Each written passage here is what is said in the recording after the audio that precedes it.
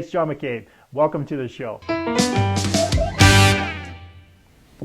Hey, and welcome to the John A. McCabe Show, where it's all about accelerating your authority in your business field of expertise by helping entrepreneurs, business owners, authors, experts, speakers get seen, get heard, get noticed on any device, anywhere, anytime in 100 days or less, also known as the Authority Acceleration Formula. Now, my guest today is someone that I had the pleasure of meeting last year when I was in LA. I went down there to see my girlfriend at the time, and I used Airbnb, and I ended up staying at his place for a week.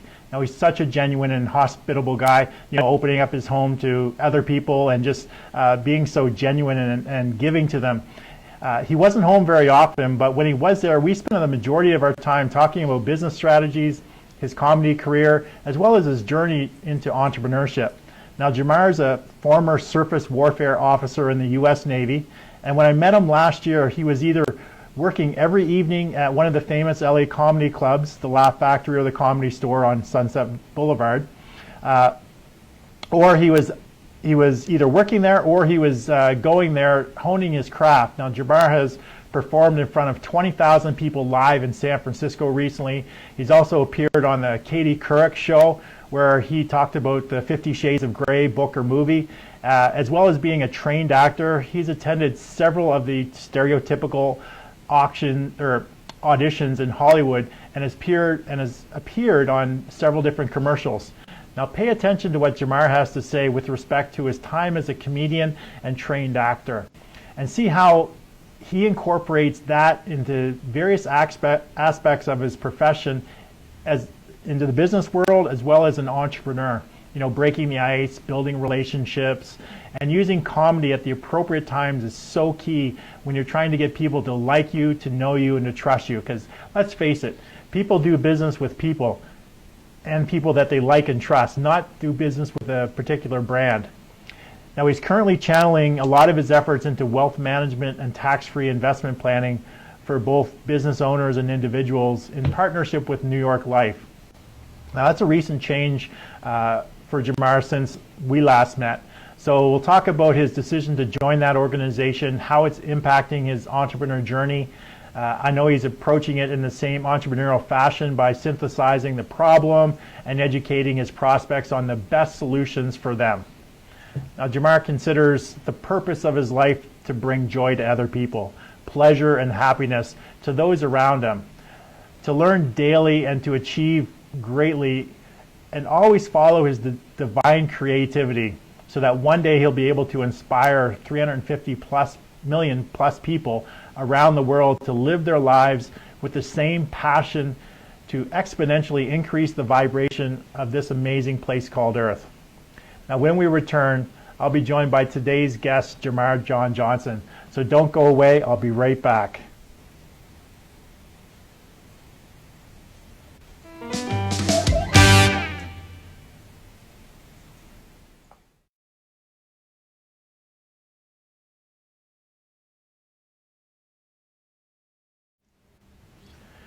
Now we're back. So my guest today is Jamarr John Johnson, who considers himself an entrepreneur, a veteran, and a lover, which will be great for all you ladies watching the show today. He's also the host of a podcast show called Verbal Brainstorm and runs his own comedy business where he performs to corporations, colleges, clubs, at fundraisers, and MCs events as well. Now, he also teaches to groups and one-on-one stand-up lessons to sales and marketing individuals to enable them to connect with their ideal target market in a much better way, which enhances their sales and their marketing ability, obviously generating more revenue for them. So please give it up with likes, loves, shares. I want to see a flurry of thumbs ups and hearts going across the screen for my dear friend and my good friend and my guest today, Jamarr John Johnson. Hey, Jamarr, how's it going? Hey, I'm doing fantastic. How about you? I'm doing excellent, thanks. How's things down in LA? Nice and sunny today? It's beautiful, blue skies. Can't complain. Yeah, you better not complain, because it's when I was down there, every time I go down there, it's beautiful, it's gorgeous. I don't think I've been down there when it rained. It's always nice and sunny, so it's just definitely a great place to be. As I was telling the audience that I get to spend a week at your place. So thanks for that. Thanks for inviting me into your home. You're very welcome. And it's such a great place to be. So first thing I want to do, why don't we talk about your origin story? Give me like in a few minutes sort of the story of Jamarr John Johnson and how you got to the point you are today. So, I mean, out of high school, you went into the Navy. So just tell me about your journey to get to where you are today. Absolutely. So I'm on the clock. I've got my stopwatch here going. I'm from New York City, born and raised. I was born in the Bronx, and then I moved to Manhattan, Upper East Side, from the ages of 12 to 18. So those are really the most formative years. Those are the years where I really got to explore. Always been an artist. I used to draw. I learned how to make Jim Henson style puppets in junior high school. Nice. And then when I was 18, I had the opportunity to do some public speaking for an organization called Facing History and Ourselves. And I had the opportunity to speak in front of 2,000 people at the Waldorf Astoria Hotel to fundraise at 18 years old on my 18th birthday. Nice. Double breasted suit. You guys can go to my Instagram at Jamarr J and see the image of that. I think I captured that image, Young Barack. But basically, I got to speak in front of the head of the United Nations, Kofi Annan, and that was kind of my lead into thinking about what was life like on stage, transferring information to people, affecting people in a passionate way. But I didn't have money for school, so I decided that I would leave New York City, I would join the military, and I would earn my way to be able to attend college. Nice. Luckily, I basically received a scholarship from the military, academic scholarship, so I only spent a year and a half in the Marine Corps. And then I was able to go to college as a reservist, where I spent 4.5 years at Auburn University in beautiful Alabama. And from there, I decided to switch from the Marine Corps to the Navy. I traveled over half of the world, all over the Pacific. I've been to Japan. I've been to Hong Kong, Singapore, Guam, Kuala Lumpur, Saipan, Vietnam, all over Malaysia. And basically, it was that first year in the Navy that I discovered live stand-up comedy. And I always felt like I had been a comedian. And I decided to go on that path 11 years ago. Okay. So my total time in the military was 14 years. But all throughout that time, I've been thinking about how to be an entrepreneur and how to be a comedian. And that's what brings me to where I am today. So that was about 11 years ago you entered in the comedic life, and then you went head first into starting to learn and hone your craft? Absolutely, 11 years ago. Okay. Well, what we like to do, Jamarr, on the Johnny McCabe Show, before we get started, we just want to learn a little bit more about you. So what we're going to do is we're going to do a speed round of questions. I'm going to ask you a series of 10 questions. I just want you to think of whatever, couple words or phrase comes to mind. It's just like when you're in school and the teacher gives you a pop quiz. You never studied for it. You don't know what's going to be on it. You don't even know what it's going to be about.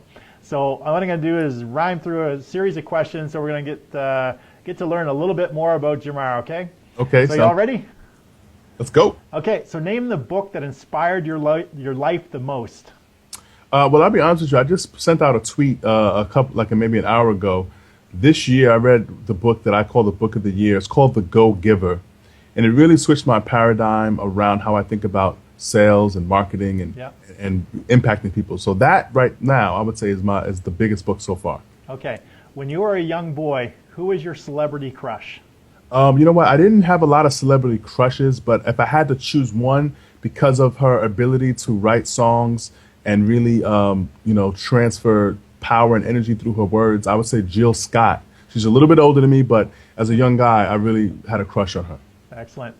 So what is the book, podcast, or show that you're into right now? I read a book every day called The Artist's Way Every Day, a daily reader. Just for little bits of inspiration, just to remind me that there's a really direct tie-in between entrepreneurship and artistry. Okay, so who's the most famous person that you've ever performed for? The most famous person that I ever performed for? Well, I think whenever there's a big comedian in the room, you try to do your best. So I was able to make Dave Chapelle laugh his heart out. And there's a guy that is so famous he could afford to walk away from a $50 million deal. So I'll say Dave Chapelle. Okay. What's your favorite movie of all time? I would have to say unequivocally The Matrix. Okay. Are you currently either being coached by anybody or in a mastermind with anybody? Yes, I do. I do currently have a few mentors. I would say 2 to be exact, and then I am a part of a couple of masterminds. Okay. So name a person, either dead or alive, who you would most like to meet and have dinner with. The person I like the most, you know what? I would have to say Kanye West right now. Okay, excellent. The best business advice you've ever received. The best business advice I ever received was that it's not about you, it's about the value that you can bring for the person you're there to serve. Married or single? Very single. Very. Emphasis on the very. Okay, this next one's a two-parter. It's the last question. Beer or wine, pizza or wings? Wine and pizza. There's a night, ladies, for the very single Jamarr John Johnson. There we All right, go. some great answers. Everyone, give Jamarr some love by hitting the like, love, share. Leave in some comments on the speed round. Type in the answers to your questions. We want to see what you guys have to say about what inspires you and any of the answers that you had for any of those questions. And any questions that you have that you'd like me to ask Jamarr, we'll try to get those as well by the end of the show. If we don't answer them during the show, then we'll definitely hit them up after the show in the Facebook comments. I'll be at the end of the show. I'll be entering all Jamarr's contact information, anything that we talk about on the show. I'll be putting links in there as well, so you can look for that after the show. Now, if you're just joining me, I'm speaking with Jamarr John Johnson. He's an entrepreneur, comedian, trainer, and agent for New York Life. Now, Jamarr entertains, teaches comedy to sales and marketing individuals, as well as works with businesses and entrepreneurs on their investment and tax-free planning. And Jamarr, you have a podcast called Verbal Brainstorm. Now, I was on your website this morning getting ready for the show, and I came across a clip of a very famous funny man, Dave Chapelle, entertaining an audience at your expense. So can you tell us sort of what led up to him actually calling you out in the show and using you as sort of the go-to guy for his comedy act? Absolutely. So what I would say first is I'll have to correct you. He wasn't making the audience laugh at my expense. It was at my gain. At your gain, okay. Because that moment really solidified for me my ability to make someone laugh or my ability to write. Okay. What happened was I had went up to San Francisco. I was in Monterey, California at the time. I went up to San Francisco to meet a girl that I met online for a date. And when I went to pick her up, because I'm a gentleman, I parked the car and I get out the car, I go to open up the door and let her in. And we see a line of people standing in the rain to get into some event. So I asked her, I said, hey, what's that line over there all about? She goes, oh, Dave Chapelle's in town. And this is after he just got back from disappearing in Africa. Right. So me being a comedian already, wanting to see greatness while it's still alive, like I didn't know if he would still be alive, if, what was happening with his life. I convinced her to go with me. Now, here's the thing. She had already seen him perform before. So rather than me spend, I guess this is our second date, spend our second date together talking, get to know each other, I was able to convince her and sell her on the idea of seeing him again. And how did I do that? I just offered to pay for her ticket. $55, the best $110, $55 a piece, the best $110 I've ever spent, because it was an 8-hour masterclass as he performed for 8 straight hours. So while I'm at this show, there were some hecklers in the front, and Dave was handling them masterfully for the first 2 hours, and he finally got sick of them. So he asked security to get them out of the show. Yeah. When they left, they created a void right in the front row. Now, by this time, my date had left for the evening. She decided she'd seen him before. She didn't want to sit through another 6 hours. She had to work in the morning. So we hugged goodbye, and I said, I'll see you later. Get home safe. Walk across the street. I'm here. So I met a new person. And because of the concept of always growing your funnel in business and always networking, before the show, I was able to network with a few people sitting around me, so they knew I was a comedian as well. And some of them had the bright idea that maybe I should introduce myself to Dave during the show, which is a dumb idea. But I took a little bit of what they said. It was a dumb idea in part. What I did was I moved up to the front row with a random girl that I had met. And instead of introducing myself, I decided to put my business card on the stage over in his right-hand side over in the corner. Yeah. And because he was on stage for so long, 4 hours into the show, he finds this business card. He picks it up. he reads it out loud, and the rest is history. You guys should check it out on my website, IamJamarr.com. It's a hilarious couple of minutes, but that solidified it for me that if I could make a famous comedian genuinely laugh, then I have a right to be in this business. Excellent, excellent. So can you tell me a little bit about your podcast and the reason why you started it and what you hope to gain from it from an authority perspective? Yeah, so I would say from an authority perspective, it's about letting people get to know you a little bit deeper in an unscripted manner. The podcast for me is about taking whether it be business ideas or whether it be social ideas and workshopping them and brainstorming solutions, sometimes logical, possible, plausible solutions, sometimes really funny, hilarious, ridiculous solutions. But what I found is that podcasting is like cross-training for stand-up comedians. So if you're only getting 10 minutes a night on stage and it's going to take you 10,000 hours to become a master, how long will it take you to become a master? It will take you an entire lifetime, 100 years maybe. But if you can implement some podcasting, have tons of conversations with interesting people, and really start to develop and hone what your opinions are about things in life, that's very crucial for being, a presenter, a public speaker, an entertainer. So the reason why I created the podcast was just to allow myself to get more repetition then, to meet people, to have a reason to speak with them. And I like the concept of finding people in interesting areas of life that you're interested in learning about, interviewing them, helping them get exposure while at the same time you getting to work on your chops. Yeah, that's very important key. A couple different things that you touched on is very important. One, in order to become an expert authority, a lot of times people don't see the backstory. They don't see all the work that goes into the overnight success. So honing your craft, putting in the time, doing that 10,000 hours, just like you said, if you're only on stage once a week, or a lot of comedians aren't even on stage for once a week, they will never get to that expert level of 10,000 hours. So what is it you're going to do?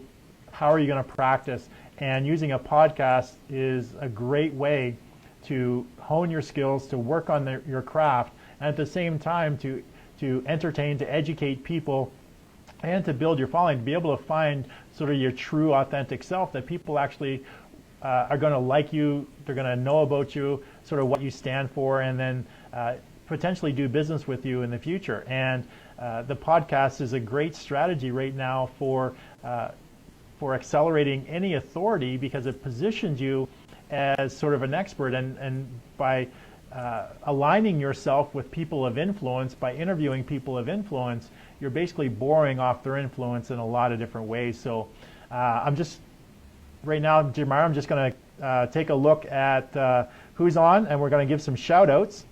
So we have Orlando Baxter's on. Hey, Orlando! Is a friend of yours, I'm assuming. Yeah, he's a funny guy. He just did a month in Edinburgh and sold out all of his shows. He's really funny. He's in town taking meetings in LA, so I'll probably see him later tonight.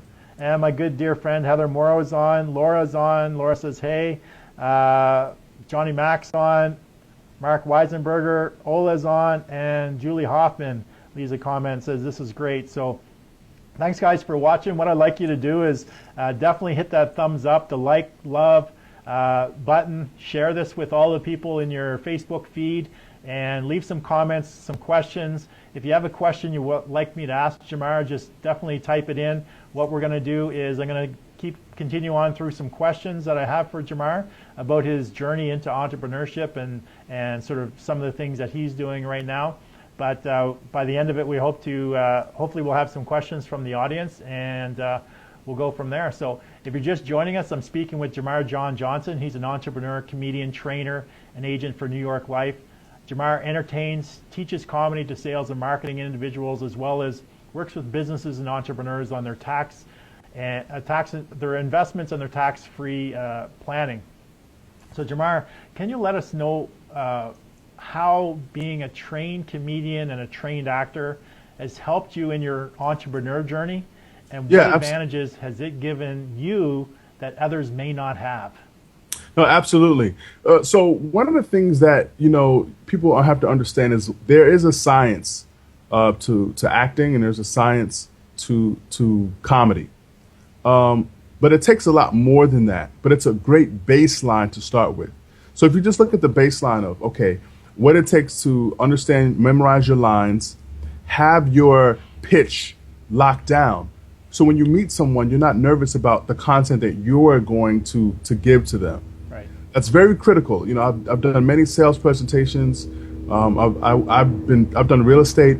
I've done inside sales for tech companies. And what I can tell you as the helicopter goes overhead is that it's about being aware.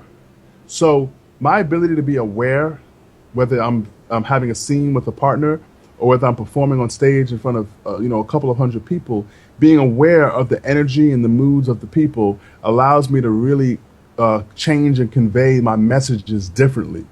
So I think what people need to understand is, as a business professional, is that you don't just hammer down your message down people's throats. You connect with them. Yes. And there's a saying in comedy that you only need material when you fail to connect with the audience. So material is just something that you use to lean on, that's a go-to, that's tried, true, and true.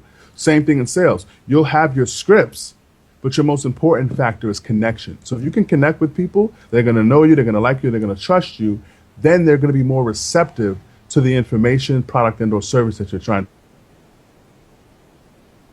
Yeah, so there's a point in time. There's a point in time in a lot of people's sales process where, at the very beginning, they're nervous. They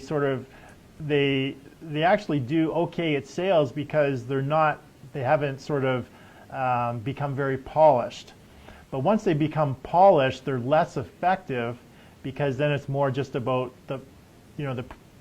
what they're saying or the presentation, and less about connecting. At the beginning, they're connecting more because they're not very polished. Absolutely. Then they get really polished and they aren't connecting, and then they overcome that by being truly themselves and connecting with people. But then they have the knowledge, the background of being able to present it effectively at the same time that they're able to resonate and connect with somebody. So it's like that. It's like a transition when people are going through the sort of a sales process, when they're getting into sales, and then they'll become very good at the presentation, the scripting. They sort of forget about the people that they're talking to. They forget to connect with them, and they're not as effective. And then they get back to being more authentic and able to deliver the message a little bit better. Absolutely, yeah.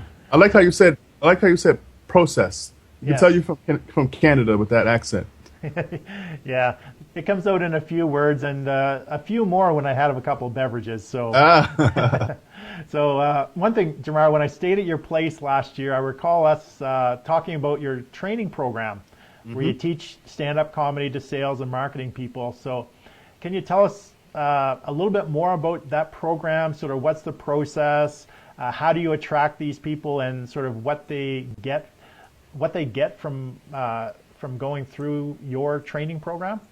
Yeah, absolutely. So usually I like the concept of book a gig at a gig. So if I'm at a comedy club, or I'm doing a college, or I'm doing a corporate event, when people come up to me, I basically add them to my funnel, add them to my list, add them to my connection to my social media. And I have conversations with people when some people say things like, "Oh man, I could never do something like that." I go, "Really? Why don't you think so?" And I let them give me all the fodder that I need to help them understand that if they work on a few things, if they correct a few things, if they improve a few things here and there, they can be more effective, not necessarily to perform on stage the way I do, but to be the best that they can be on stage, and as well as be more effective in sales and marketing opportunities. So what I would say is that most of my growth has come organically by just interacting with people and asking the right questions. And so later this year, I'm finishing up a project. We're finishing up a book. The title is still untitled. I've got a few working titles, but I'm going to do a book that is kind of like a how-to in terms of the form, not the funny. The funny is something that you got to find within yourself, but the forms and the formulas, as well as my journey through the process. So it'll be kind of part how-to, part memoir, part sales training type of book. Because the thing that people don't understand is that this is a business. Yes. It's fun to make people laugh, but if you want to do it in a sustainable fashion, it allows you to tour the country or tour the world in some cases. I was just working last night with Russell Peters, and we were talking talking off stage. Fellow Canadian? Yeah, fellow Canadian, and he's doing amazing things in the business. He's got a ton of movies coming out soon, but he was always passionate about it, but he always knew that he had to really understand the business side of it so that he could sustain himself before his big break happened. Yeah. So whether your goal is to make $100,000 a year in comedy or $1 million a year, doesn't matter. You want to be compensated for the time that you spent honing that craft and learning how to start out right at the gate with it as a business. And whether you only have 5 minutes of material, there's still a way that you can get paid for your efforts in a very constructive way while bringing other people along with you to do more time. Yeah. So I say that all of it comes organically right now, but I'm about to get the product, get the digital product, get the book done this year, and then start with the outbound marketing via social media sites. Yeah, I was just going to ask you about that because I remember our conversation back then and me giving you a little bit of coaching advice when we talked about sort of what it is you do. It's like, the natural thing is to put together sort of a digital product of, instead of doing the one-on-one and the groups getting them, creating a digital product so you can basically impact more people's lives and then grow it from there, from selling the digital product. Then you do a larger events, and then from the larger events you naturally book the one-on-one training, which is a higher level, or you do mastermind sessions, which is that sort of natural progression. Mm-hmm. And I was going to ask you sort of where you are with that, mapping out that training program that we sort of talked about back then, when you thought it may be done, as well as the book. So it sounds like you're going to have a lot of that done this year. Yep. And definitely, if you need any assistance, shameless plug, 2-time #1 best-selling author, I can definitely help you with strategies on how to make that happen, and putting digital products together as well as the marketing. I mean, you already have coaches, but if there's anything I can do to help you out, definitely reach out to me. So what I'm going to do right now, Jamarr, is there's a few questions I just want to touch on from the people in the audience. And Laura wants to know, how do you bring bring that sort of connection across when you're doing a video and the only connection is the camera lens? So how do you sort of build that relationship, or how do you make that happen? Because you're a trained actor, and you need to sort of have that relationship with the camera versus when there's an actual person there.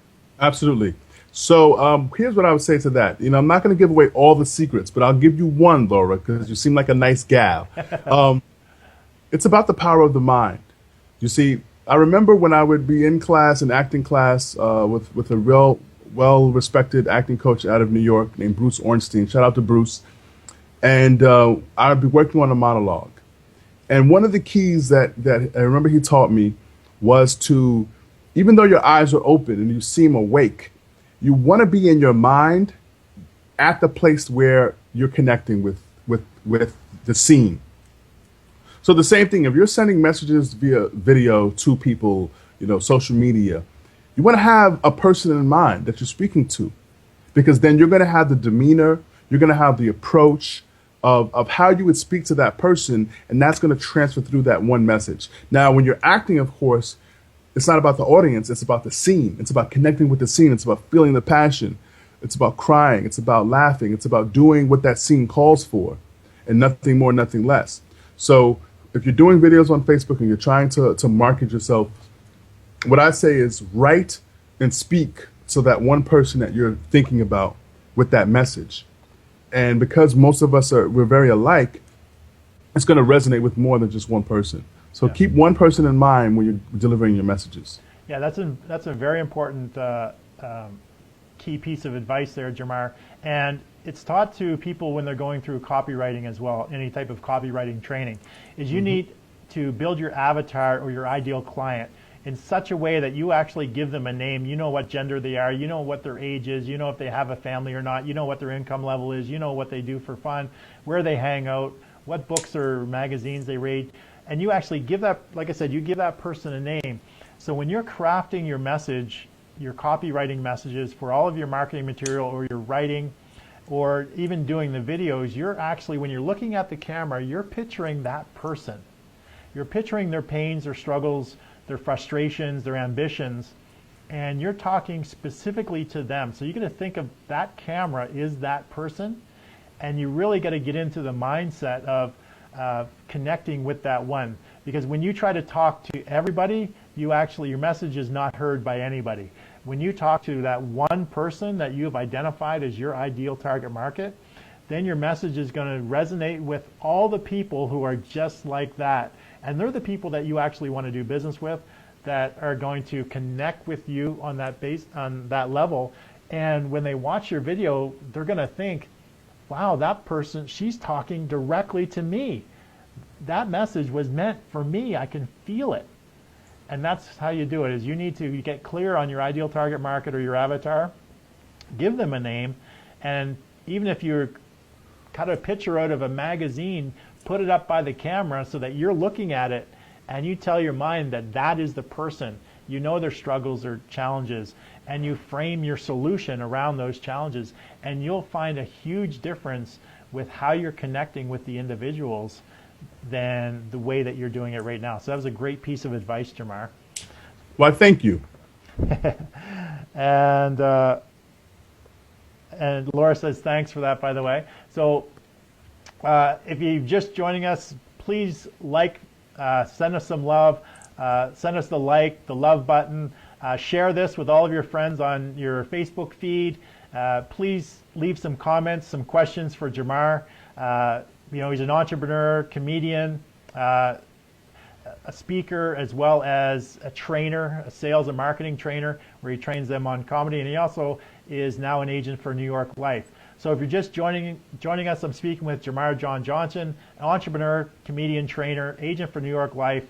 Jamarr entertains, teaches comedy and sales and marketing individuals, as well as works with businesses and entrepreneurs on their investment and tax-free planning. Now, as I was preparing for the show, Jamarr, I went to many of your social platforms, and I noticed that you have a pretty decent following. On Twitter, you have over 8,000 people. Instagram, over 1,800. On Facebook, on one of your pages, over 5,000. I'm not sure. I didn't check the other one, but so I have basically a two-part question for you. The first part is: are you consciously building a following on every single platform, or is it happening organic because of your content? And the second part is: how big of a part is it playing in your business as an entrepreneur? So the first part of your question, consciously, absolutely. On all the platforms. On every single platform that exists that I find interesting. Okay. So there are more than 4 platforms out there. There's maybe 30. There's maybe 50. Yes. But you got to go where the people are, right? You don't go to an empty street corner and wave flyers in the air, right? No one's going to grab one. No one's coming to a show. So you got to go where people are.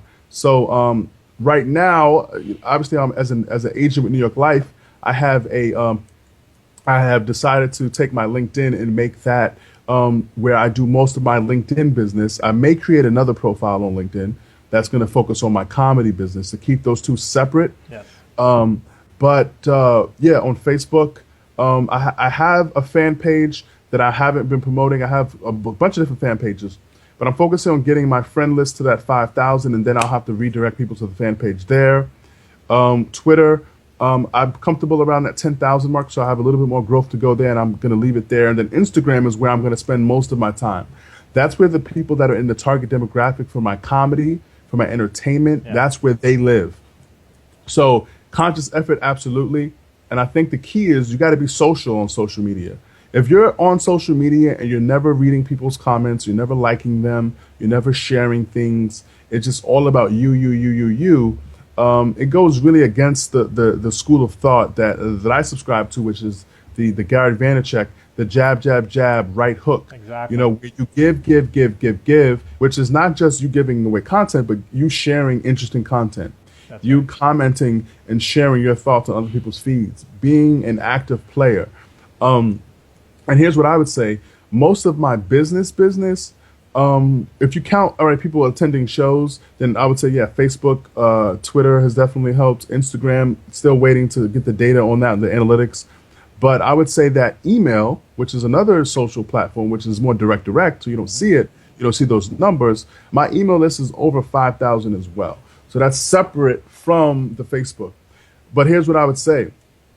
I would say that most of the business that I've gotten were from direct responses from social to my website and then direct emails to me.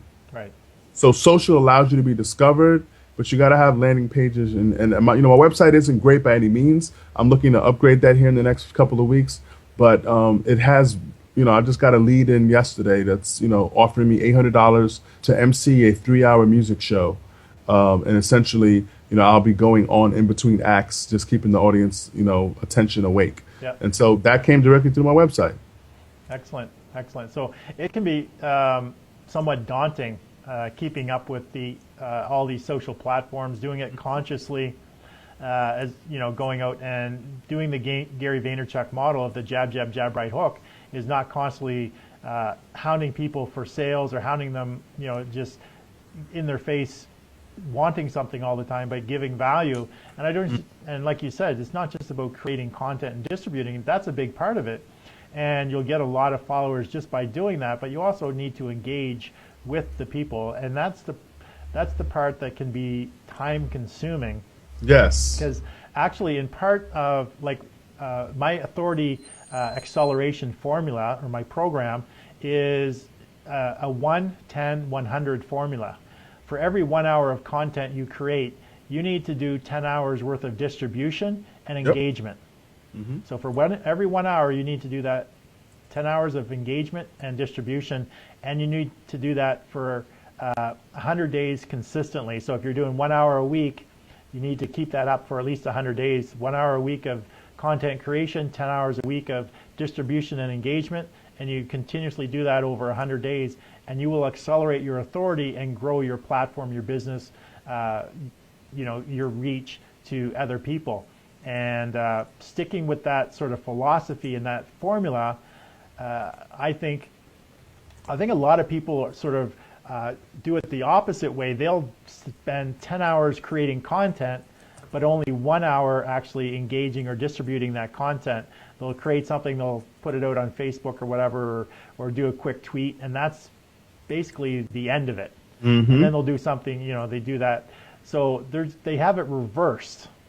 But what you need to do is that for every 1 hour, you need to spend that 10 hours of engagement, distribution, because content may be king, but distribution is queen. And we all know the queen really rules the roost, right? Absolutely. So I'm a chess player, so I know all about that. So that's one key piece of advice. I'm glad you brought that up. Definitely. So also, when I was actually, I was getting ready for the show, so I'm on your social media, and I went onto your YouTube, and I found this video where it's a very motivational video, and it's a spin-off of the Matrix pill scene with Neo and Morpheus.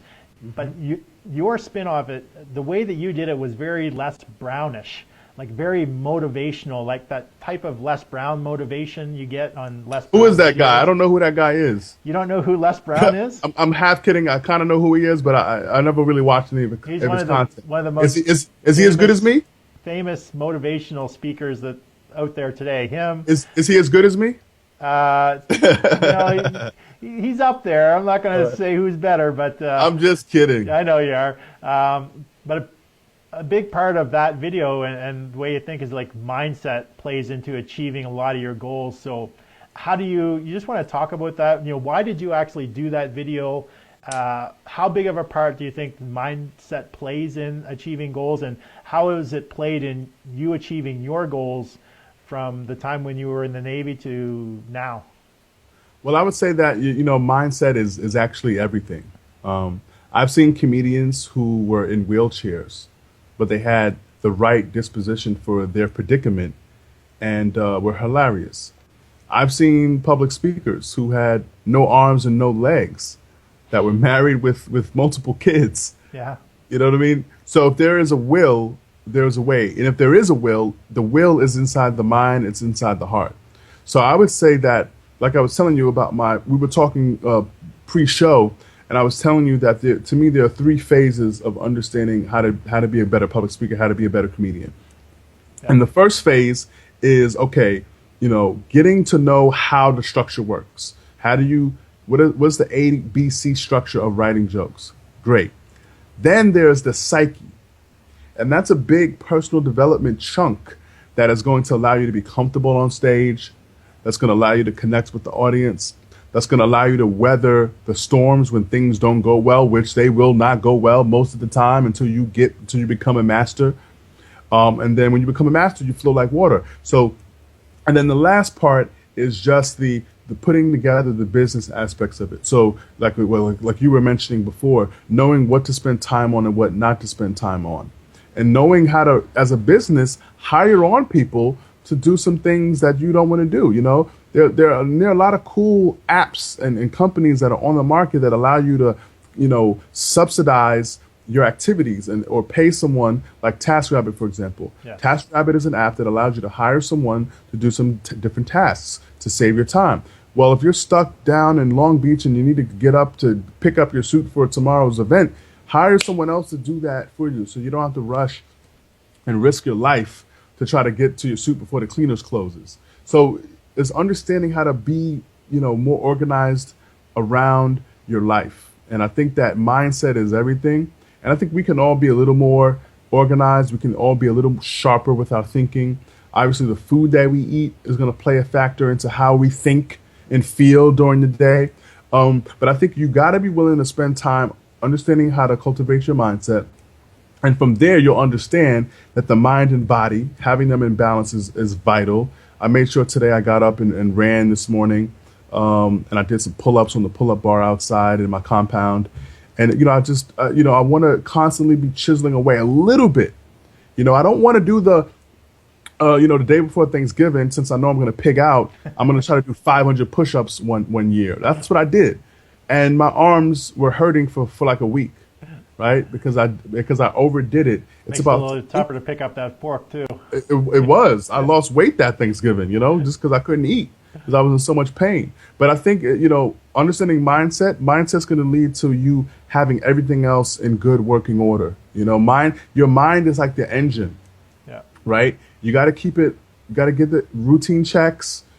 You got to constantly upgrade it, add some chrome, some platinum, you know, and keep it lubricated with the proper nutrients so that you can function properly. But you got to fill it with the right information, because it's like a supercomputer that if you throw a Trojan horse on it, it's going to self-destruct. Yeah. And I don't know, you're probably familiar with Napoleon Hill, but he's the father of mindset. He's the one that, you know, for 20 years he interviewed the wealthiest and the most successful people in the world at the request of Carnegie. Well, I would say that Dale Carnegie, or maybe even Earl Nightingale, was probably the father of it all. Well, I believe Earl came around the same time or just after Napoleon Hill. But I know that because I've listened to Earl Nightingale stuff as well as Napoleon Hill has the 16 Laws of Success, which took him about 20 years to actually come up with. And mindset is the biggest one. Whatever you believe, you will achieve. Absolutely.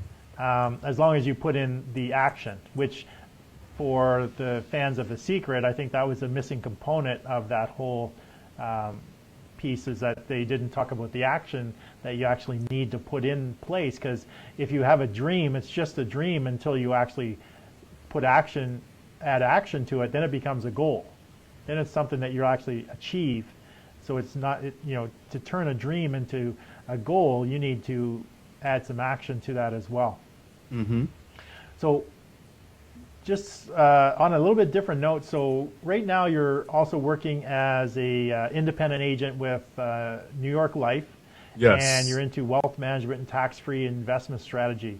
So yes. Can you tell me a little bit about sort of why, I know you're an independent agent, so you're still somewhat of an entrepreneur. Somewhat? You mean completely? Completely an entrepreneur. Yeah. But you're selling somebody else's stuff versus creating or selling your own stuff. So can you tell me sort of what your mindset was, or the strategy going into that, into working with an organization like that? Sure. And how that plays into your bigger picture of Jamarr's sort of life. Gotcha. So, all right. So first thing, Gary Vaynerchuk, his first business was a wine, his father's wine store. Wine library, yeah. Right. And he sold wine. He didn't make all that wine himself, but he sold someone else's stuff. That's true. Didn't mean he wasn't an entrepreneur. Right. So And that's right. it needs to be a very clear distinction because as a New York Life agent, I am building my own practice, the same way a doctor, right, who doesn't make all the instruments himself and You're doesn't you're not an employee. You're still an exactly. entrepreneur. I'm You're not still, an employee. You're still Exactly. self-employed. Yeah, and so the reason why I did some extensive research over the last year and a half into the industry that I thought would give me the most flexibility with the maximum amount of income. Oh, okay. And so, while looking at it and looking at what the products and services offer to people, is that they offer people aid in a time of need. I don't know about you, but I lost my father young. He was murdered actually when I was 11 years old, and he didn't have any life insurance. So think about that impact on his lifetime earnings on my life Yes. as a young adult growing up in New York City. It was very difficult. So pluses and minuses from that. Some of the pluses were that I had to learn to hustle and I had to learn to work at an early age. So I was working at the age of 12 under the table, packing groceries at a local supermarket. And so that's when my hustler's journey sort of began. So fast forwarding now, almost 20 years later, the reason why I decided to give it New York Life is because as a partner in my practice, I felt like they were able to offer me some of the best incentives, the best training, the best connections, and the best products and services that I would be able to go out into the marketplace and offer tremendous value to people who were unaware of it. Because the problem that almost every business faces is exposure, right? It's marketing. So they're willing to give a significant portion of what they would make normally to an independent agent because it offsets the cost that they would have to spend on commercials, right? There's a reason why Aflac is running commercials during the Super Bowl and on every Monday Night Football. It's because they need constant awareness because what they're offering their independent agents isn't enough to get them motivated enough to do what they need to do to get the brand out there. So I have a managing partner who does about $3.5 million a year. He's in his early 60s. He's looking to retire in the next 5 years. And, I'm basically a managing partner in training. So with that being said, comedy is a passion of mine. But I think that every smart entrepreneur, every smart multimillionaire has multiple streams of income. Yes. And so if you can inform yourself, and if you think about the activity that an insurance agent does, an insurance agent has breakfast, lunch, and dinner with potential clients. You get to know people, and you get to find solutions for them. Yeah. So if you think about that type of lifestyle, it helps me to also find clients who want to be coached in comedy, or and it makes me available. So when I get an offer to go down and do a music festival in San Diego for $700 for essentially 30 minutes worth of work, I can take that and do that passion because I have the flexibility in my schedule. So that's the reason why I decided to join forces with an amazing company that has been around for 170 years, has $23 billion in surplus, which means if every single life policy, term, whole life, annuity, if everything were paid out tomorrow, they would still have $23 billion left. And they are a private company that reports like they were a public company because they have nothing to hide and everything to gain by people realizing how strong we are as a team. Excellent. Excellent. Now, when we were off camera, you told me about sort of a 2-year play. One of the reasons why you joined us, you had a 2-year play for sort of don't want to yet reveal that for the public. What's that? So let's keep that 2-year play to ourselves because I don't want to reveal that to the. I just opened a can of whoop. Oh, you didn't open it yet. I caught you before you did. Okay. So what can you? But tell yeah, what I can tell you is that let's look at the model. Let's look at Kevin Hart. You know who Kevin Hart is? I think I know Kevin who Hart Kevin Hart is. The biggest little comedian that has ever lived right now, financially. He owns everything from his production company to his multimedia, social media company and marketing company, to obviously his copyrighted material as a comedian. Right. So the way he was able to do that, and I was able to get some inside baseball on that and see how he began to build, is through funding things himself. So you can partner up or try to go be an employee on a project, or you can own the project and hire other people to partner up with you. The person who has ownership has the rights to the royalties, has the rights to the residuals. So I'm using my insurance practice to help me fund my other endeavors, one of which will be real estate, acquiring real estate on many different levels. Excellent, excellent. That's a good play. Yes. Yeah, there's a lot of, that's very entrepreneurial, and a lot of the wealthiest people in the world, as you know, all have real estate in their portfolios. Absolutely. And a large amount of real estate, but definitely having the control over your own destiny, having the ability to actually make the residuals, to make the royalties is definitely key. Giving away that control. I've done that too much in the last few years, and basically I've lost all the income that I would have gained over the last 2 years in real estate. I gave away control to other people, and basically I've not received any income from my real estate ventures in the last 2 years. And so, giving away that control, it was a hard lesson for me to learn. I should have known better, because I've had previous negative experiences with partners and entering into a new one. So, definitely it's definitely what you want to do. Is if you at all have the ability to do it, I think you're going down the right path, Jamarr. I think using this to generate the money that you need to build the foundation of the different types of businesses that you're going to venture into, so that you have the ownership or the control. Yes. For our sort of mindset, it's not about the ownership, it's about control. Because technically, you never want to own, as an individual, you never want to own anything. Your corporations and your trusts want to own it all. You just want to be able to control all that stuff and reap the benefits from it, but actually not have your name tied to anything, because you know what? They can't sue a broke person. Yep. So if you're broke, they can never sue you. So that's definitely some great thinking. So what's in store for Jamarr over the next, say, 2 to 5 years? What do you see? What are some of your goals that you can share with us publicly? Yeah. So, some of the goals. So the goals are to kind of be on more stages, some of which I may be in control of. The goals are to add value in the marketplace, build my insurance practice to a point where I'm able to help enough people so that my revenue after expenses should be a little over that $1 million mark, so I could be a $1 million roundtable player.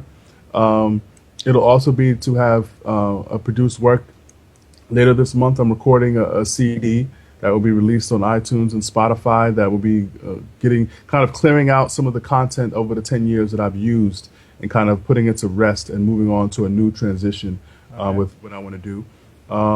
And it'll just be helping people, just giving value. I mentioned to you earlier that my book of the year was The Go Giver, and I've synthesized those philosophies into my life and think about them daily. The 5 principles are, I've synthesized them to an acronym I called OD4R.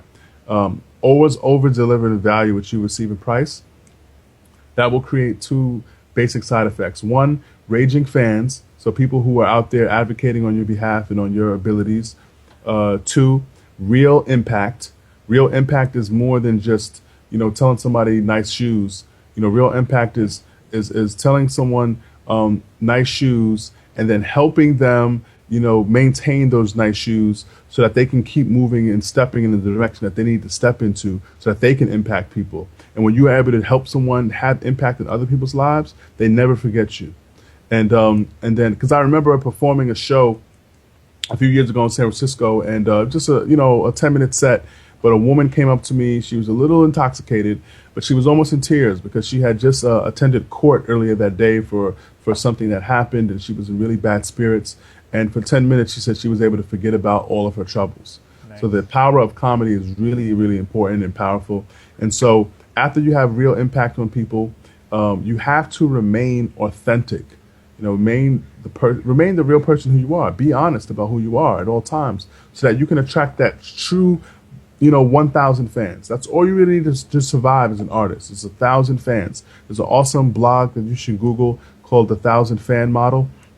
I think it came out in the late 90s, maybe early 2000s, where he broke down how 1,000 True Fans can really impact an artist's life.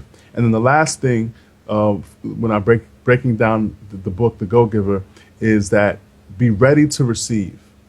A lot of people are not ready to receive what's going to come their way. But I've been putting out a lot of energy out there for a long time. Not all of it positive energy. Sometimes I made missteps. Sometimes I put out negative energy. I hurt people's feelings, and I've tried to make amends as much as I could. But overall, be ready to receive the energy that you put out is going to come back to you many, many times greater, because those are the laws of the universe. That's right. So expect big things, expect exciting things, expect really big impact, and a lot of fun along the way. That's the most important thing to me. Having fun. I love to learn. I love to laugh, and I love to love. Yeah, excellent. Well, Jamarr, we're going to thank you very much for being on the show. So everyone show Jamarr some love by hitting the like button, the love button, and definitely be sure to share this video with your friends so they can watch it later. Any associates, maybe share it on your business page. Again, Jamarr, it's been such a pleasure having you on the show, and I definitely look forward to catching up with you again next time I hit down to LA. Oh, are you still doing the Airbnb just for my future You know reference? what? I do it every once in a while when I'm actually going to be out of town. I don't do the arrangement that we had before, just because I'm just I've got so much work to do at home. I get to work from home now. Yeah. I have an office as well, but I like to do both. So it just depends on the right situation. Sometimes people reach out to me, and their offer is so sweet I can't refuse it. But it's been a good experience. Definitely. So what I'll do is after the show is over, I'll put all of Jamarr's contact information and the links that we talked about below. And so definitely head over, connect with Jamarr, follow him on social media. All the links will be below after the end of the show. But Jamarr, thank you very much for being on the show. And everyone just stick with me. I'm just going to do a quick transition, and I'll be right back.